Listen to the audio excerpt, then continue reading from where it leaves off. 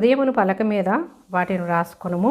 అప్పుడు దేవుని దృష్టి యందును మానవుల దృష్టి యందును నీవు దయనుంది మంచివాడవని అనిపించుకుందు. ఎలా అంట? దేవుని దృష్టి యందు మానవుల దృష్టి యందు కూడా మనము దయనుంది మంచివాడు అనిపించుకుంటామంట. ఎప్పుడు? ఆయన వాక్యం మనలో ఉన్నప్పుడు, ఆయన వాక్యానుసారంగా మనం జీవించినప్పుడు, ఆయన మాటలు మన హృదయంలో వ్రాసుకున్నప్పుడు, హృదయం అనే పలక మీద మనం రాసుకుని ఎప్పుడు మనం స్థిరమైనటువంటి కట్టడం వలె మనం ఉండాలి. కానీ కష్టాలు శ్రమలు శోధనలు వచ్చినప్పుడు తొలగిపోయేవారుగా మనం ఉండకూడదు. ఎన్ని శ్రమలు వచ్చినా ఎన్ని శోధనలు వచ్చినా ఎవరినైనా విడిచిపెట్టాలి, కానీ దేవుని మాటల్ని దేవుని మాత్రం మనం విడిచిపెట్టకూడదు. మనతో వచ్చేది దేవుడు మాత్రమే మనతో వస్తాడు తప్ప ఈ లోకంలో ఎవరు మనతో రాదు, ఏది మనతో రాదు. ఇదేది కూడా మనకి శాశ్వతం కాదు.